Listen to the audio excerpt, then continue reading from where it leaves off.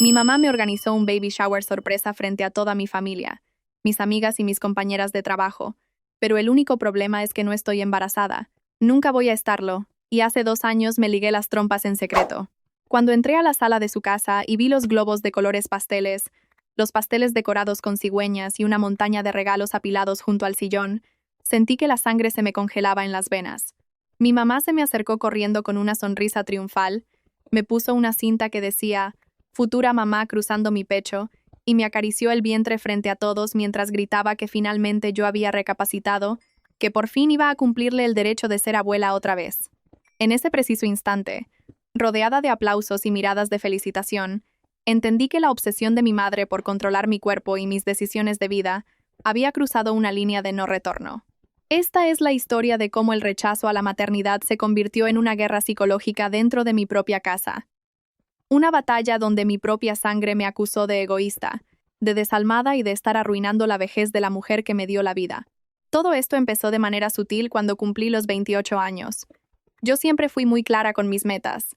Estudié una carrera demandante, logré independizarme joven, compré mi propio departamento y tengo un trabajo que amo y que me exige viajar constantemente. Nunca estuvo en mis planes tener hijos. Jamás sentí ese llamado, ese instinto del que tanto habla la gente, y la idea de cambiar pañales, perder mi libertad y asumir la responsabilidad económica y emocional de criar a otro ser humano, simplemente no encajaba con la vida que elegí para mí. Al principio, mi mamá se lo tomaba como una broma de mal gusto o como una etapa pasajera. Cada vez que salía el tema en los almuerzos familiares del domingo, ella soltaba una risita condescendiente, me daba una palmadita en la mano y decía, delante de mis tías, que ya se me pasaría el capricho cuando conociera al hombre indicado o cuando sintiera el peso de la soledad. Yo me callaba para evitar conflictos, pensando que el tiempo le haría entender que mis decisiones no eran un berrinche de adolescente, sino una postura firme y madura sobre mi propio futuro. Sin embargo, el verdadero infierno comenzó cuando cumplí los 31 y mi hermano menor, que ya estaba casado, tuvo a su primer hijo. Uno pensaría que con la llegada de ese bebé la obsesión de mi mamá se calmaría porque ya era abuela, pero el efecto fue exactamente el contrario. Ver a mi hermano con su bebé encendió en ella una especie de desesperación descontrolada. De repente, mi soltería y mi decisión de no tener hijos se volvieron el tema central de cada conversación familiar. Mi mamá empezó a visitarme a mi departamento sin avisar, usando la excusa de llevarme comida o de querer tomar un café. Pero el verdadero propósito de sus visitas era revisar mis cosas y dejarme indirectas insoportables. Me regalaba libros sobre la maternidad y los dejaba olvidados en mi mesa de noche. Me mandaba videos de TikTok por WhatsApp a altas horas de la noche, videos de bebés sonriendo, de abuelas jugando con sus nietos, acompañados de mensajes que decían, "Mira lo que te estás perdiendo por pensar solo en ti", o "El tiempo vuela y los óvulos se vuelven viejos". Yo intentaba borrar los mensajes sin contestar, respiraba profundo y me repetía a mí misma que era su forma anticuada de demostrar amor, pero la presión psicológica empezó a desgastarme de una manera brutal. Las cosas pasaron de las indirectas molestas al acoso directo en una cena de Navidad. Estábamos toda la familia reunida, mis tíos, mis primos, todos celebrando, cuando mi mamá se levantó a hacer un brindis. Miró a mi hermano, elogió lo buen padre que era, y luego clavó sus ojos en mí con una frialdad que me erizó la piel. Frente a más de 15 personas, dijo que su único deseo para el año que venía era que su hija mayor dejara de ser tan egoísta, que madurara de una vez por todas y entendiera que una mujer no está completa si no experimenta el milagro de dar vida. El silencio en la mesa fue sepulcral. Mis primos me miraron con lástima, mis tíos asintieron con la cabeza dándole la razón a ella, y yo sentí una humillación tan grande que tuve que levantarme de la mesa e irme a llorar al baño. Cuando salí para confrontarla en la cocina, mi mamá no mostró ni un gramo de arrepentimiento. Al contrario, me gritó que yo le estaba robando su derecho a ser abuela de nuevo, que mi hermano vivía lejos y que ella necesitaba una nieta de su propia hija para cuidarla en sus últimos años de vida. Me reclamó que mis viajes de trabajo y mi carrera eran una futilidad, una tontería vacía que no me iba a cuidar cuando estuviera vieja y enferma.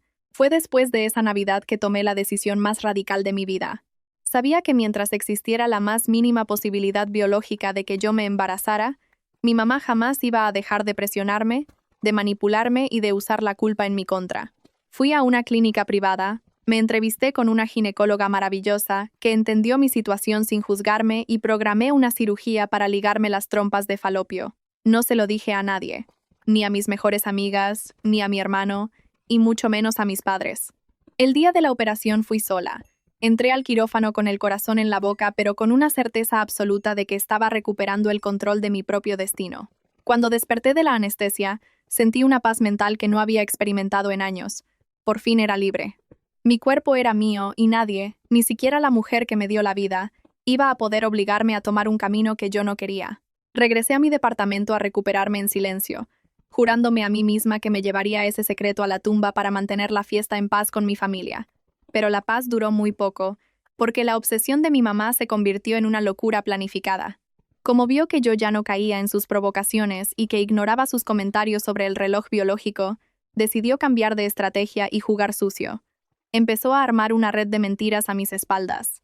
Llamó a mis amigas más cercanas del colegio para preguntarles si yo tenía algún problema médico, si sufría de infertilidad o si estaba deprimida. Les decía que me veía triste, que sospechaba que yo quería tener hijos pero que mi cuerpo no me lo permitía, y que por eso ponía la fachada de mujer empoderada y trabajadora. Mis amigas, preocupadas, empezaron a llamarme para preguntarme si estaba bien, si necesitaba un especialista en fertilidad. Cuando me enteré de lo que mi mamá estaba haciendo, la llamé furiosa para exigirle que dejara de meterse en mi vida privada. Su respuesta me dejó helada.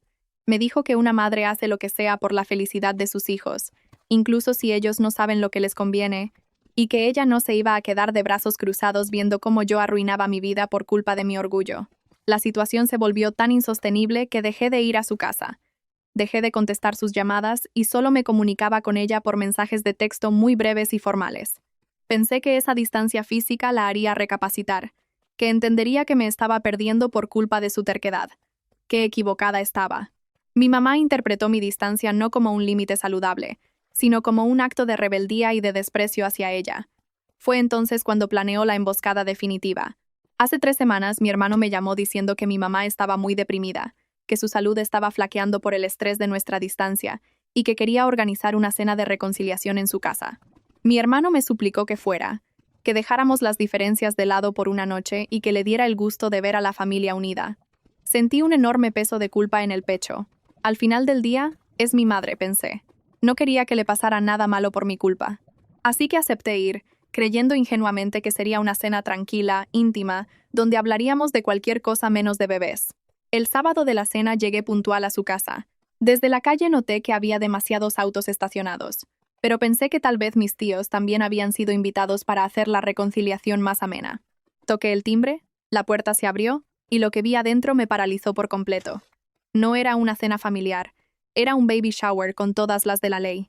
Mi mamá había invitado a vecinas que no veía desde la infancia, a mis compañeras de la oficina con las que apenas cruzaba palabra, y a toda la familia extendida. Había carteles que decían, ya viene el bebé, juegos de mesa preparados sobre las mesas, y un ambiente de fiesta total. Cuando mi mamá me puso esa cinta de futura mamá y me tocó el vientre anunciando que yo por fin iba a cumplir mi deber, sentí que la rabia y la humillación me ahogaban. Toda esa gente me miraba esperando una reacción de alegría, esperando que yo llorara de la emoción, pero lo único que sentía era una profunda indignación por haber sido utilizada como el títere de un espectáculo de mentiras creado por mi propia madre. Me quité la cinta del pecho de un solo tirón y la arrojé al suelo. El silencio cayó sobre la sala como un balde de agua fría. La música se detuvo. Mi mamá se quedó estupefacta, con las manos suspendidas en el aire y la sonrisa congelada. Le pedí, con la voz más firme que pude encontrar en medio del temblor de mi cuerpo, que entráramos a la cocina en ese mismo instante. Ella, intentando salvar las apariencias frente a sus invitadas, soltó una risa nerviosa y dijo que los nervios del embarazo me tenían un poco alterada, lo que desató algunos murmullos entre los asistentes. La tomé del brazo con fuerza y la obligué a caminar hacia la cocina, cerrando la puerta detrás de nosotras. En cuanto estuvimos solas, estallé. Le pregunté qué clase de locura era esa, cómo se atrevía a inventar un embarazo falso y a organizar un evento semejante sin mi consentimiento. Mi mamá cambió su expresión en un segundo. La mujer dulce y sonriente desapareció y dio paso a una mirada llena de desprecio y amargura. Me gritó que estaba harta de mis desplantes, que ya tenía 32 años y que se le estaba acabando el tiempo para presumir un nieto de su hija mayor. Me dijo que había organizado todo eso para obligarme a reaccionar, para ver si al verme rodeada del amor de la gente y de regalos de bebé, se me despertaba de una vez por todas el instinto maternal, que según ella, Yo tenía bloqueado por culpa de mi egoísmo. Me acusó de ser una mala hija, de estar pagándole de la peor manera todo el sacrificio que ella hizo al criarme, y me soltó una frase que se me quedó clavada como un puñal en el centro del pecho. Tú me debes ese nieto. Yo te di la vida. Yo sacrifiqué mi juventud por ti. Y lo mínimo que puedes hacer por mí ahora que estoy vieja es darme la alegría de ser abuela otra vez. No tienes derecho a negarme eso por tus malditos viajes y tu orgullo. En ese momento, algo dentro de mí se rompió para siempre. La última pizca de culpa que sentía por no cumplir sus expectativas se disipó y fue reemplazada por una claridad fría y cortante. Miré a mi madre a los ojos, saqué mi celular, busqué en mis archivos el informe médico de mi cirugía de ligadura de trompas y se lo puse frente a la cara. Le dije, con una calma que me sorprendió a mí misma, que mirara bien el papel. Mi mamá tomó el teléfono, empezó a leer el diagnóstico técnico, los términos médicos, la fecha de la operación de hace 2 años y el sello de la clínica que confirmaba que el procedimiento era definitivo e irreversible. Vi cómo el color se le iba de la cara por completo. Sus manos empezaron a temblar tanto que casi deja caer el celular al suelo. Se me quedó mirando con los ojos abiertos de par en par, incapaz de articular una sola palabra, procesando la realidad de que su plan de manipulación se había estrellado contra una pared de concreto de la que no había escapatoria. Cuando por fin pudo hablar, su voz ya no era un grito, era un susurro lleno de veneno. Me llamó monstruo. Me dijo que lo que había hecho era una aberración, un pecado contra la naturaleza y una traición imperdonable hacia ella y hacia toda la familia. Me acusó de haber matado a sus futuros nietos en un quirófano por puro capricho y me exigió que saliera de su casa en ese mismo instante, diciendo que ya no tenía hija.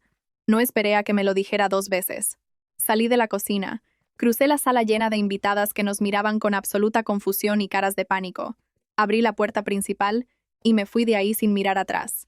El viaje de regreso a mi departamento fue un torbellino de emociones.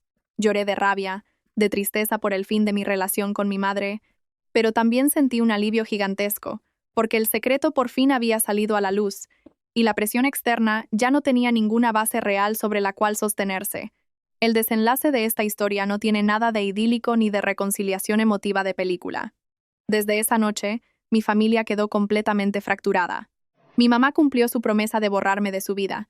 Me bloqueó de todas partes y se ha encargado de contarle a todos los parientes una versión distorsionada de la historia, pintándome como una mujer desalmada que le ocultó una cirugía cruel para lastimarla deliberadamente.